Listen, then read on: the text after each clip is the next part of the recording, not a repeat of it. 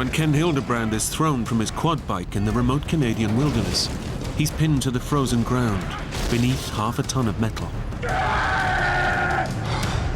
I almost threw up just from the pain. Injured, alone, and exposed to all this savage region can throw at him, Ken must battle to stay alive. All he can do is hope that someone finds him before he either freezes to death or the predators closing in on him move in for the kill. My chances were very slim, very slim.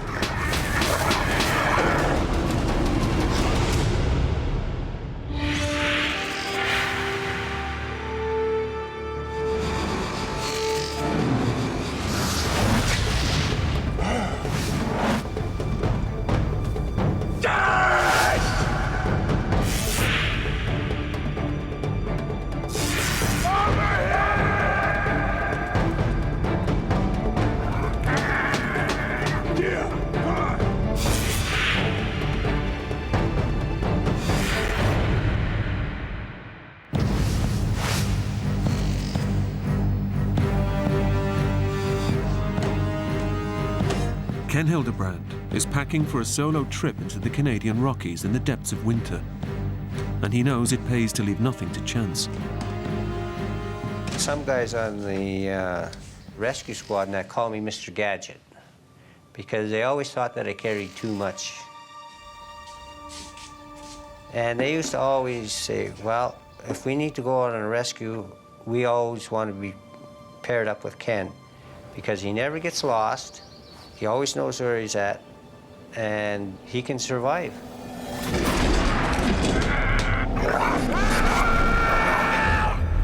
Yeah, no, I'm going up to Bob Creek to collect some traps. But, you know, I should be back in time, give or take an hour or 3.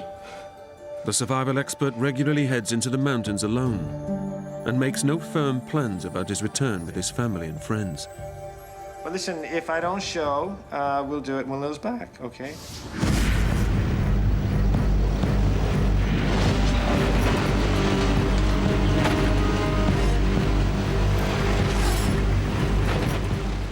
Ken is a registered animal trapper, and this trip is to check up on beaver traps that he set the day before.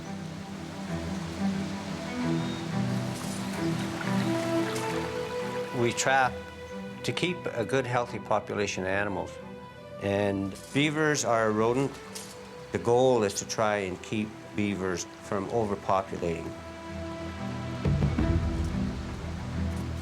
Ken loves the great outdoors, and nothing stops him from enjoying this vast wilderness, not even his disabled leg. I had polio. I had over 20 operations when I was a child. I mean, I was never supposed to walk. I threw the braces away and everything else, and I said, I'm going to walk. I'm going to do whatever normal people do.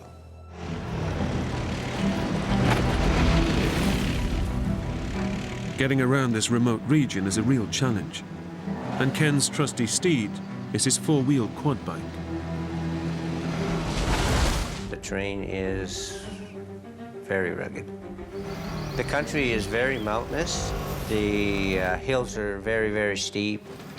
And there are a lot of places on my trap line that people, even that are good quarters, they wouldn't even tackle.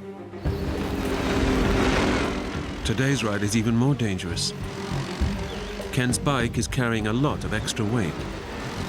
My quad, without any fuel in it, and that weighs 600 pounds. The beavers, 35 and 50 pounds a piece. Then the 3 gallons of gas, yeah, pretty close to 1,000 pounds. A small pickup truck would probably weigh that. The temperature drops below 0, and the wind picks up. So Ken calls it a day.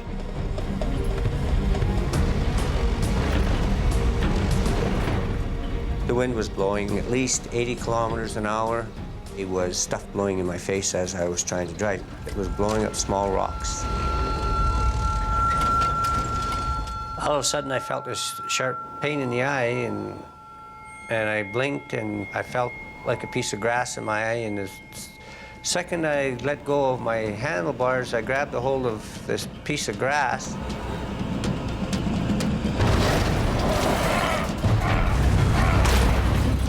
And the bike started going up and over. I was on the way down and I could feel the bike was following me over. It's just that there was nothing I could do.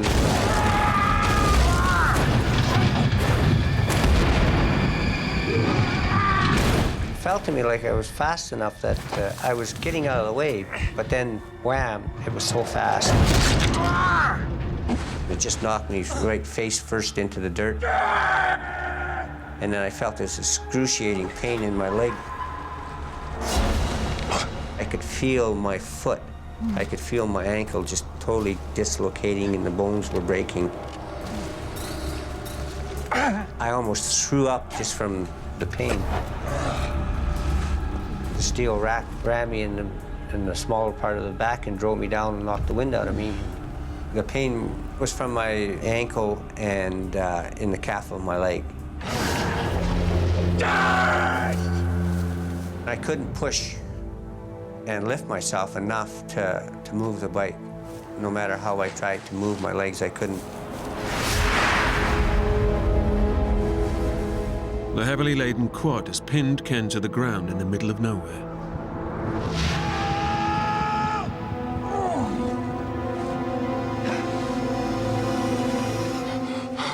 As a paramedic with the local rescue unit, Ken's first instinct is to try to assess the severity of his injuries. I took my pulse. My pulse was at 160.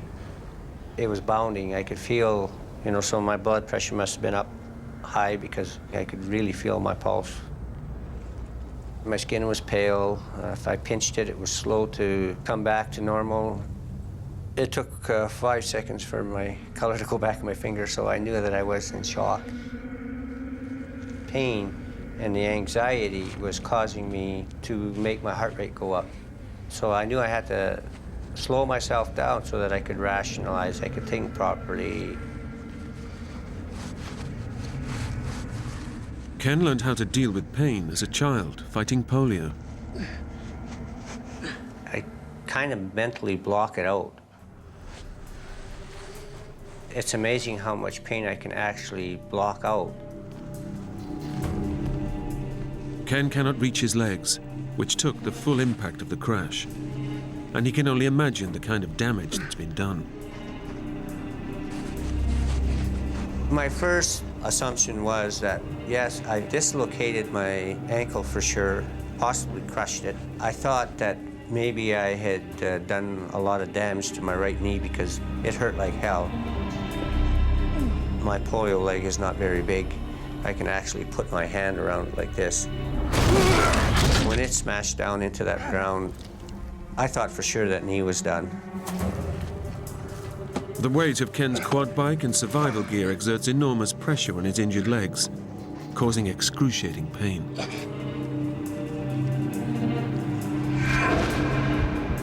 It crushes his good right leg against his weaker polio leg, cutting off the circulation from his calf to his foot. Ken knows that to avoid permanent damage, he needs to act fast. My first reaction was, I need to get out from underneath the quad, even if I've broken my leg. So I looked around and tried to see if there's any sticks or anything I could grab. All of Ken's gear is still strapped to the quad.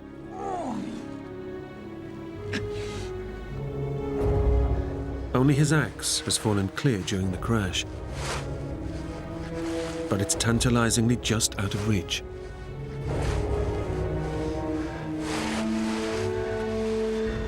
Ken's survival instinct kicks in. I always carry this fire starter around my neck and a compass on a string.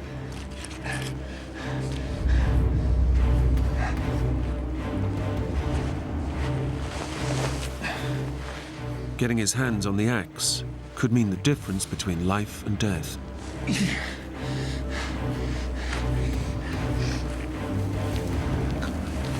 To Ken, the axe is his only means of escape.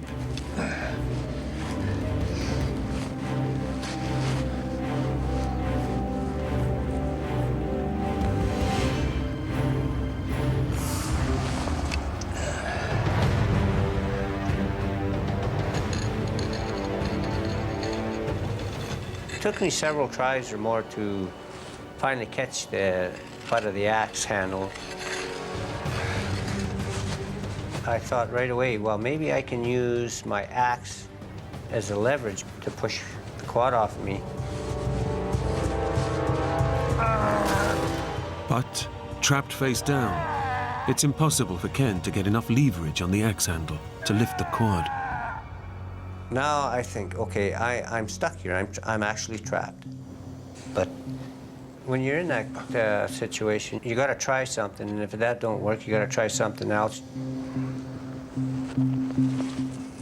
I was thinking, well, if I can reduce the weight on the quad, maybe I'll have a better chance of getting out from underneath it.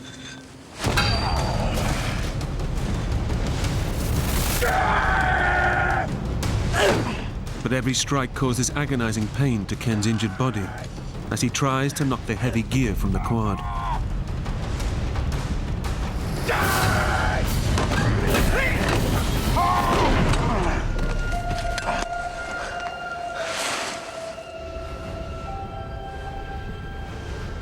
And then I thought, if I can perhaps maybe pile the beaver up, stick the axe in there on the corner of the rack.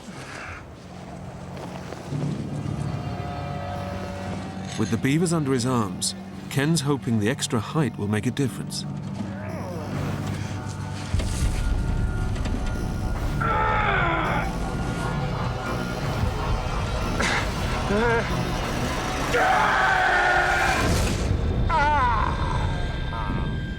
It seems to be working. The quad moves a fraction of an inch. It felt so good. I mean, it still hurt like hell, and it felt like the bones were broken, but at least that steady, constant pressure was relieved. Fueled by adrenaline, Ken decides it's time for a make or break effort to free himself.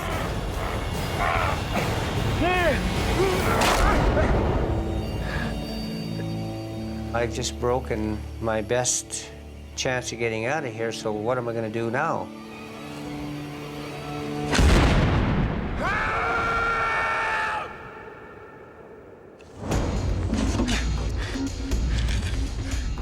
Ken is now completely trapped in this Canadian wilderness.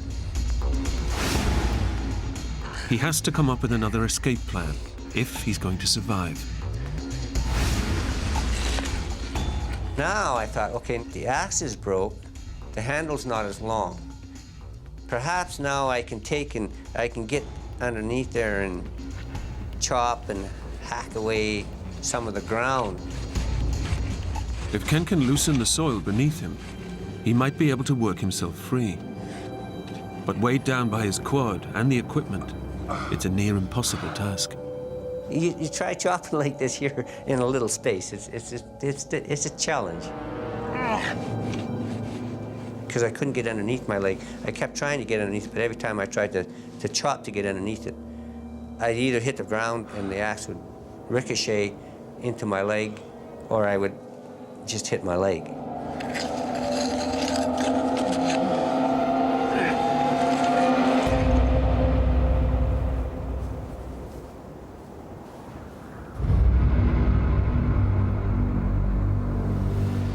Despite the pain, Ken simply refuses to surrender and accept his fate. When you're caught in a survival situation like that, your attitude has so much to do with it. It's very easy to give up, to think that, oh, it's all despair, there's no hope. As long as you don't let those things get in your way and you stop and rationalize, it's surprising how many little things that you can do.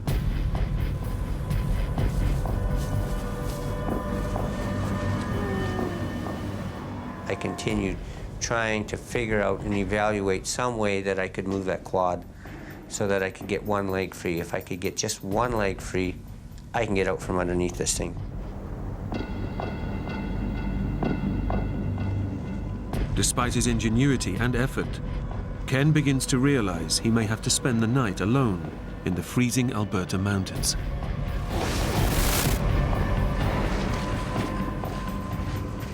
All your nerves at that point in time is raw. Your mind is going through a million things, like, how long is this gonna last?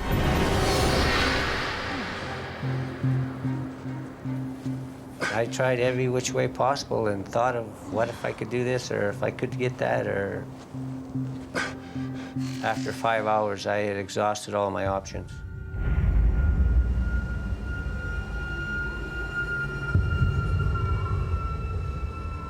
Darkness is closing in. The Rockies at night are deadly, especially in winter when the temperatures can plummet to 20 below. Freezing cold winds rush down off the mountains, and these howling gusts play tricks with Ken's mind.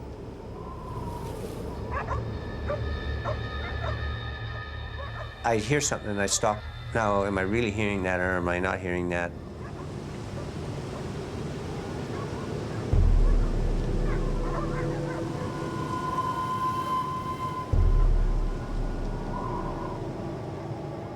In fact, I was.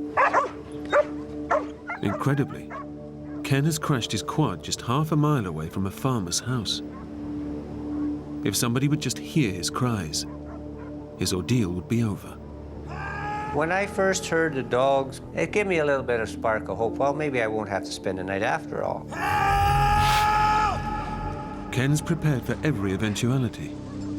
He even carries a whistle around his neck, which he uses to attract attention. The dogs, of course, because they have so much better hearing than a human, they could hear me.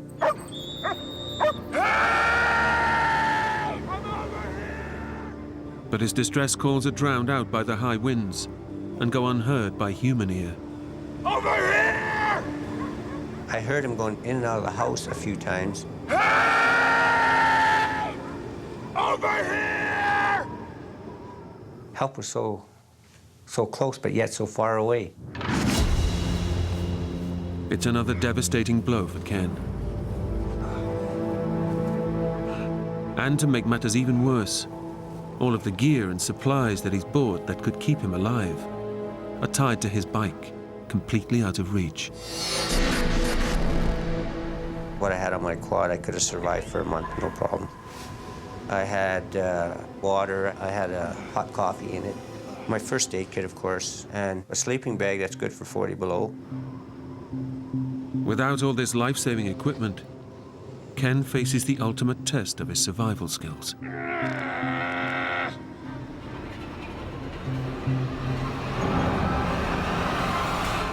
The temperature is already 11 below, and with the wind chill, it feels even colder.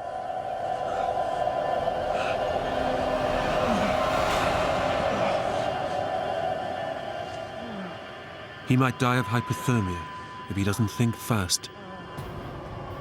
I knew that the wind, the cold could kill me easily in a matter of probably half an hour or less if I went to sleep.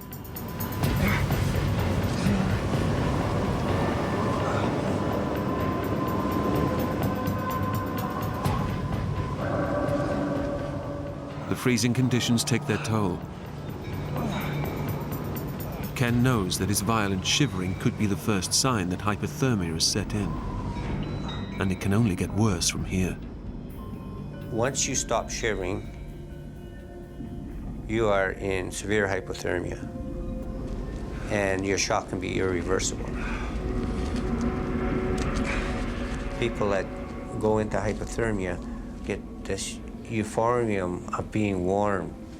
They stop shivering, they go to sleep, and then they die. During my 15 years on rescue, I have probably seen 3 or 4 people that were in a situation that I was in, and none of them survived. So I forced myself to stay awake. And even when I got to the point where I couldn't shiver properly, I would deliberately force myself to move to simulate shivering. I knew I needed to keep my body heat from going into the ground. If Ken skins one of the dead beavers, he might be able to slide its fur underneath his body for insulation. But there's a danger the smell might also attract predators. And with his axe broken, he's powerless to fight them off.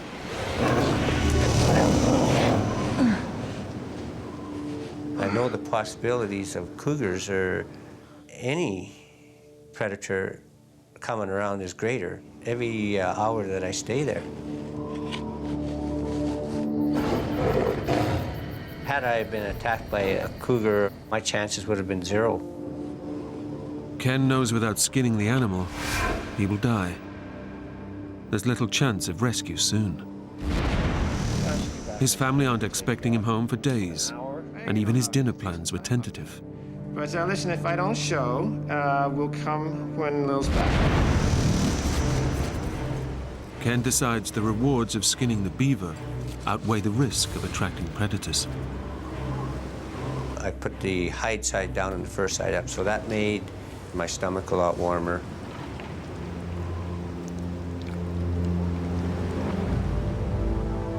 The temperatures continue to drop, and it's another 8 hours until sunrise.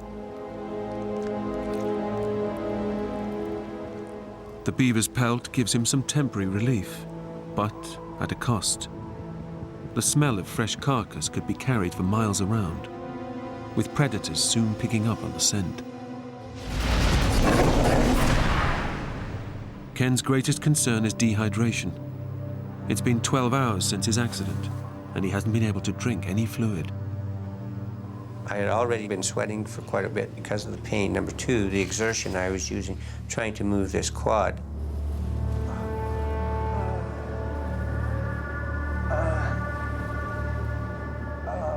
His body is losing water rapidly, and if he's unable to replace it, he will die. Part of the problem with hypothermia is your fluid levels.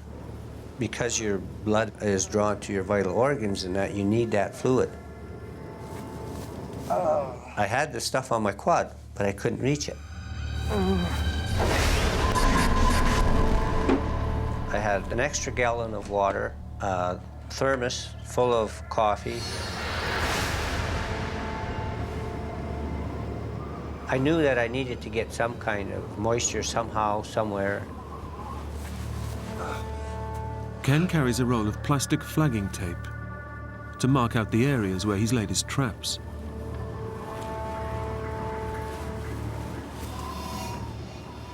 Now he has an idea that he can use it to save his life.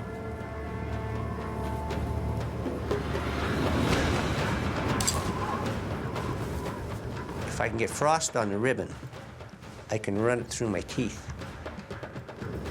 And I can get the moisture from the frost.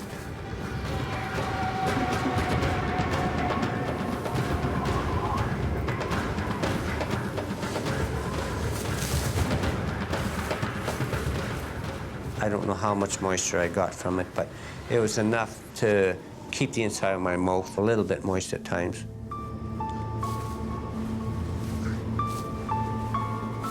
But it brings him little relief. He's not eaten for 20 hours, and his body is weakening with every minute in these severe conditions. I knew I needed something for strength. I decided I was going to try and eat some beaver.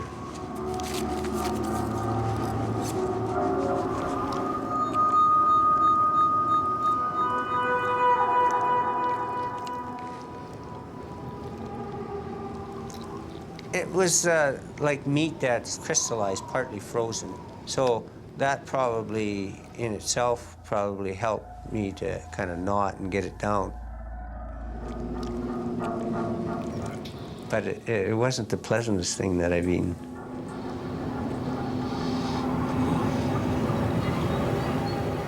All of a sudden, I just felt sick to my stomach, and it came back up. So I thought, well, this isn't good. I'm losing more bodily fluids. Every decision Ken makes now could mean the difference between life and death.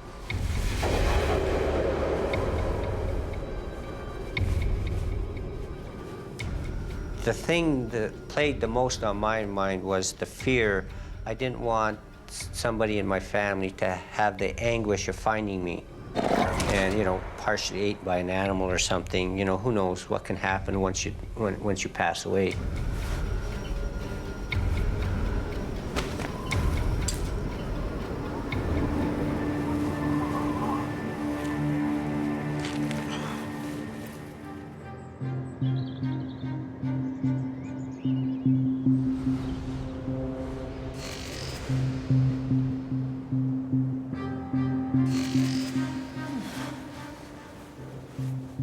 After 15 hours of darkness, Ken's survival knowledge and sheer strength of will have seen him through the night, crushed under his quad bike in freezing temperatures.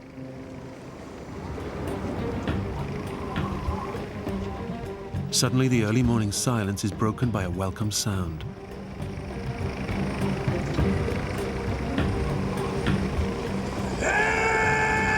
I'm thinking, the rescue crew is finally coming. It's about damn time. I'm going to give them guys hell.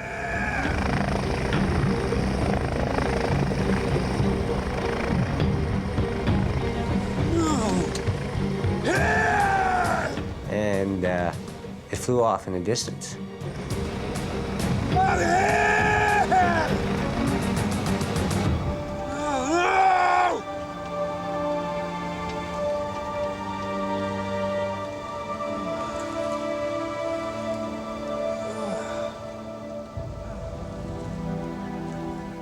Once again, Ken's chances of rescue are just out of reach. Desperate for help, he tries to alert the farmer again.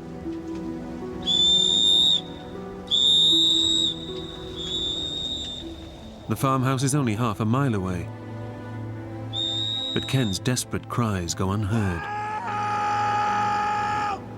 I was just exhausting every possibility that I could try and use. One defeat after another.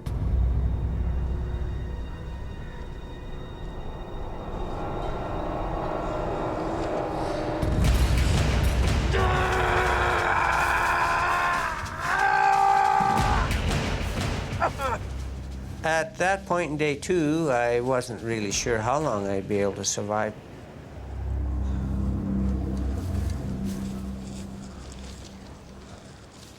Ken's second day passes slowly, with his survival kit just out of reach, and the chance of rescue so frustratingly close.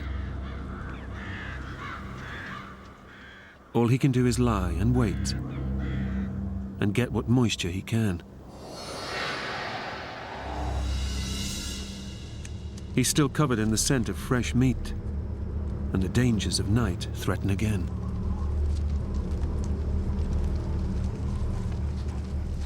I thought that I heard something move. And I seen a couple of coyotes off on the right. Ken's biggest fear has been realized.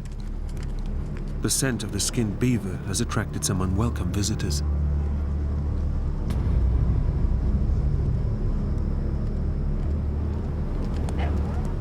Even from a distance, the coyotes can see that Ken is trapped and can't move.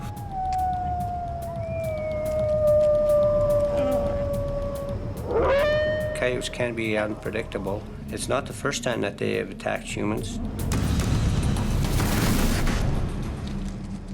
When I heard coyotes messing around, I thought there was a possibility that they might get more aggressive. My soul, my Savior, God to thee, how great thou art.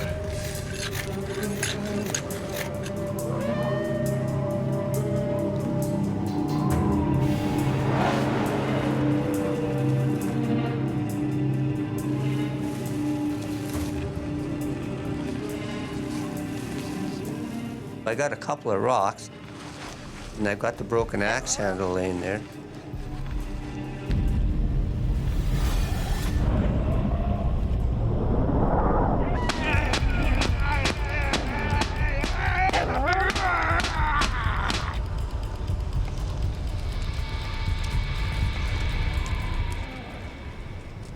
I thought, how long that would last, who knows? Ken has already been trapped for over 30 hours. His survival training has kept him alive, but the paramedic realizes that parts of his body are already dying. The constant pressure of the quad's wheel and the swelling in his right leg is causing serious nerve and tissue damage. Ken knows that even if he is found now, his good leg might not survive. During the night, it got to a point where it was like your foot goes to sleep and you get all those needles and pins going through it. I figured, well, my foot is beyond saving now, for sure. The hopelessness of his situation starts to take its toll. We just finished celebrating my granddaughter's birthday. I was thinking about that quite a bit because my daughter had videoed me dancing with my grandkids.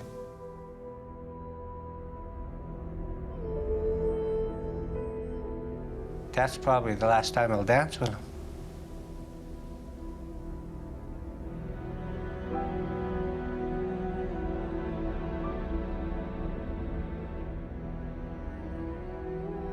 I'll be missing out.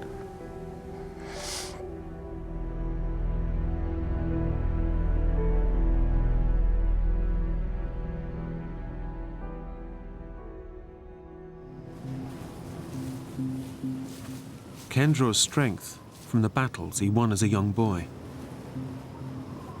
I've been through worse than that. I mean, I was never supposed to walk. I had 20 operations when I was a kid, and I threw the braces away, and that much of a challenge that I can't overcome that.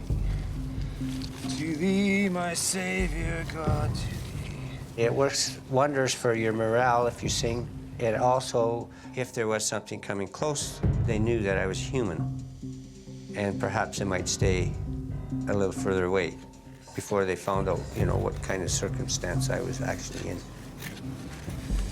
How great thou art, how great thou art, how great thou art.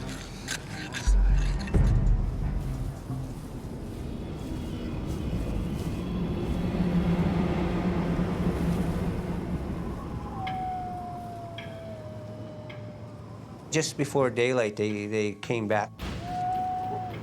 The Coyotes have returned, and this time they changed their tactics, closing in on Ken from behind. Unable to see them, Ken can only imagine their next attack. You can hear them scratching, and you can, quick pitter-patters of feet. And then you hear a little yap. And then you can hear some more feet, so you don't know whether they're 200 yards away or whether they're right behind you. They were definitely excited, and they were getting each other excited. As the Coyotes move in for the kill, they discover one of the dead beavers that fell off the quad during the crash.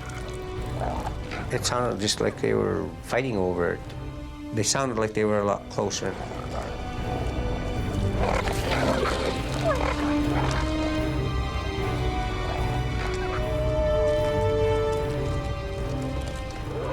Now the Coyotes have a taste for blood, and Ken fears he is next on the menu.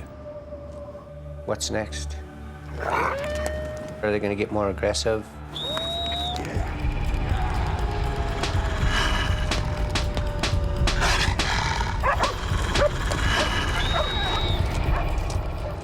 The frenzy of noise seems to attract the attention of the dogs in the nearby farmhouse.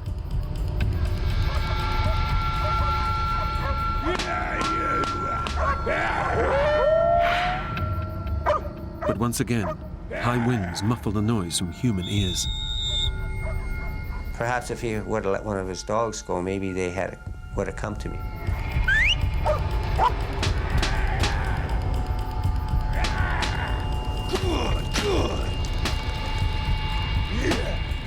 The noise seems to scare off the Coyotes for now.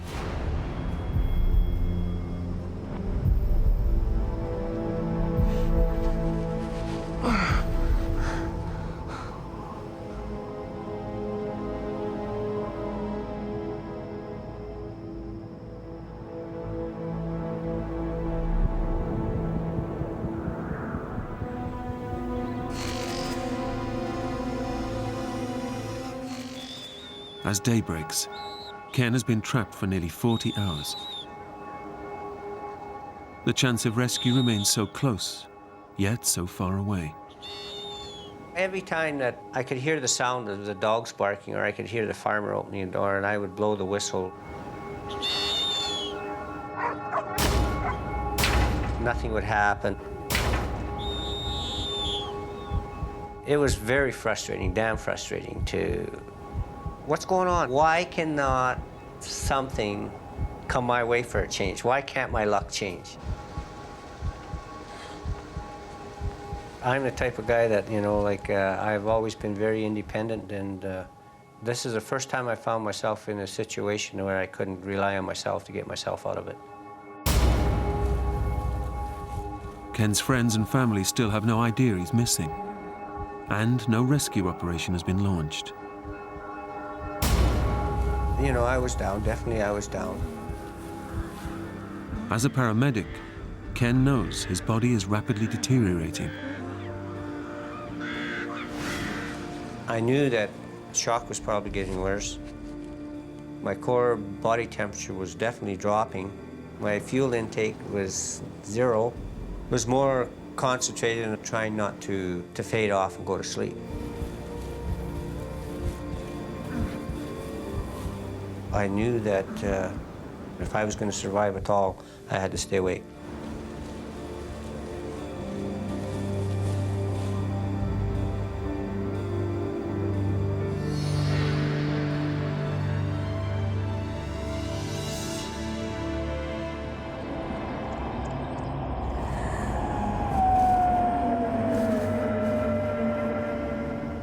Just before dark again, the coyotes came back and there was a few more. I was so intent and focused on what these coyotes might be doing. One can only imagine and think because you can't see them, right? It's Ken's third night trapped under the quad, exposed, dehydrated, and close to death. And this time, the coyotes have returned to hunt as a pack.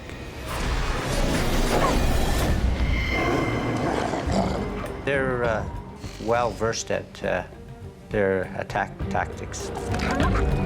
They would have tried definitely for my face or my throat because that was the most exposed. If you're swinging one way, they would try to grab you from the back. This pack have already tasted fresh meat, and they're craving for more. If I couldn't scare them off with the whistle and hollering, my chances were very slim. Very slim.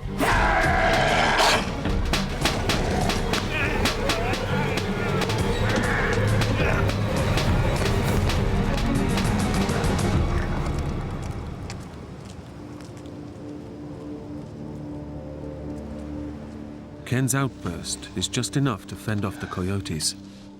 But if he has to spend another night out there, they'll be back, and he may not have the strength to fight them off for much longer.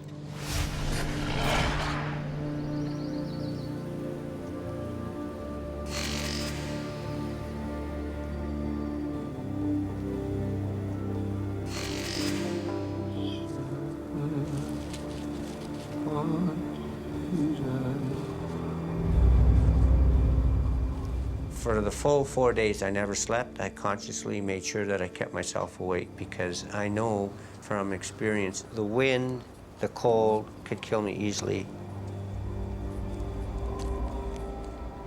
My body was telling me it was a downward slide. My mental alertness wasn't there. My coordination wasn't as good as it could have been. So I knew all those things were telling me that my body is shutting down more all the time. For sure.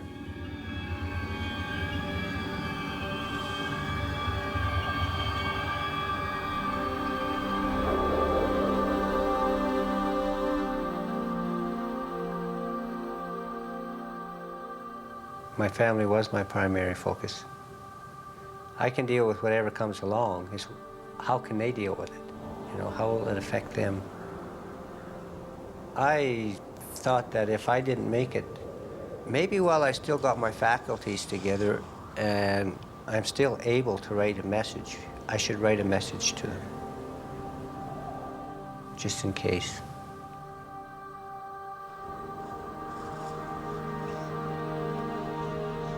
Well, I told him I was sorry.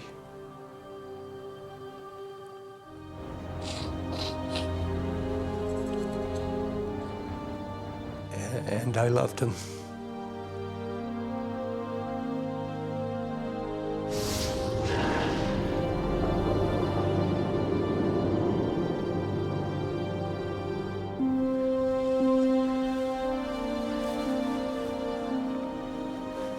I took my glasses off and I laid them in front of me, and I thought that, well, maybe, you know, just maybe I could get a little bit of rest. Finally, I actually closed my eyes. On the fourth day of battling pain and fear, of forcing himself to stay awake, to fend off dangerous coyotes and hypothermia, Ken finally lets go.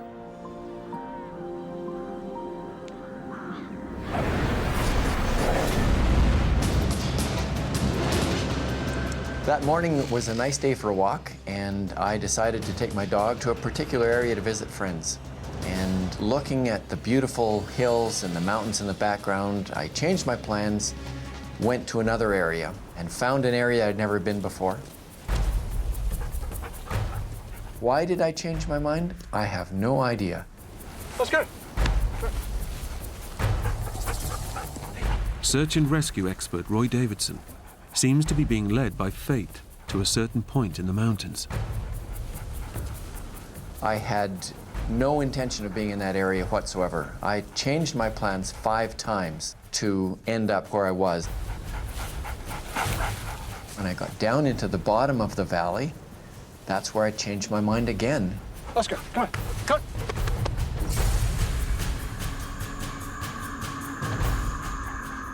on. I just looked over and I saw the quad. And it looked like somebody underneath it. Let's go. Come on. I'm on search and rescue, and about a year earlier, we'd had a search. We'd been looking for a missing hunter on a quad. We found this fellow, and he was underneath the quad, and he was dead. Oscar. Oscar. Oscar. Oscar. It was exactly the same scene. I figured there was probably somebody pinned under there that was probably dead.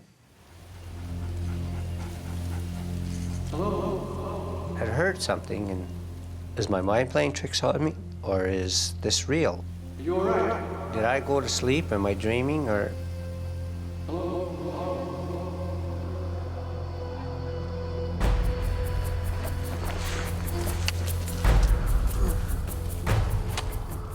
I thought I was seeing things. I thought I was hallucinating. I said, oh boy, you know, this is getting really severe. Is it real? What's your name? Ken Hilderbrand. I felt blessed. I felt lucky to be alive. I don't have to say goodbye to my family.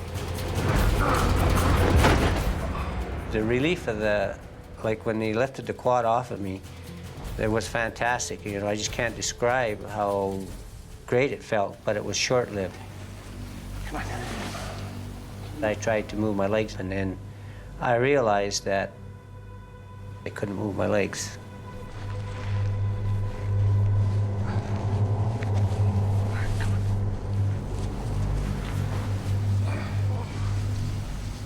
When he first told me that he'd been there for 4 days and 3 nights, I didn't believe it. He was very calm. He was very businesslike.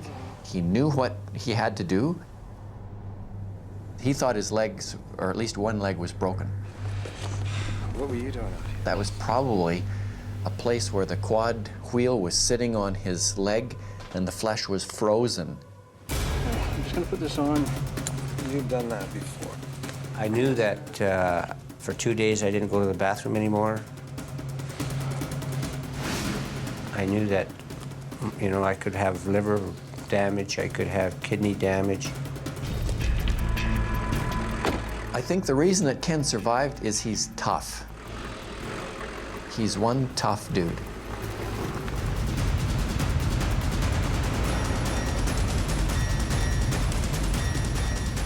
Roy has to get Ken to hospital as soon as possible. I tried to be as careful as possible driving out of there. It was pretty rough. There was no road. It was just up the bottom of the valley. And his leg was starting to hurt him. It was probably hitting the bumps and stuff where I felt circulation going into parts of my legs and that I could actually feel. And it's ironically that the pain actually felt good. I don't know how to explain it. It just, I wasn't down, but I wasn't, you know, jumping for joy like you think a person might. Because I knew I was still alive, but I knew I had a ways to go yet before I was out of the woods. How far, I wasn't sure. And I knew I wouldn't know until I was in the hospital.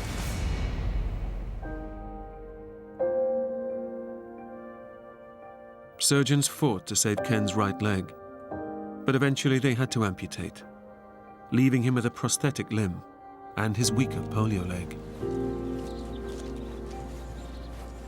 But with the same determination that he had as a child, Ken is walking again. I had no doubt in my mind that I wasn't going to walk again. I'm going to walk. It's not just you that has to survive, it's your whole family that has to deal with the issues that come up, and if you love each other, you'll make it through it.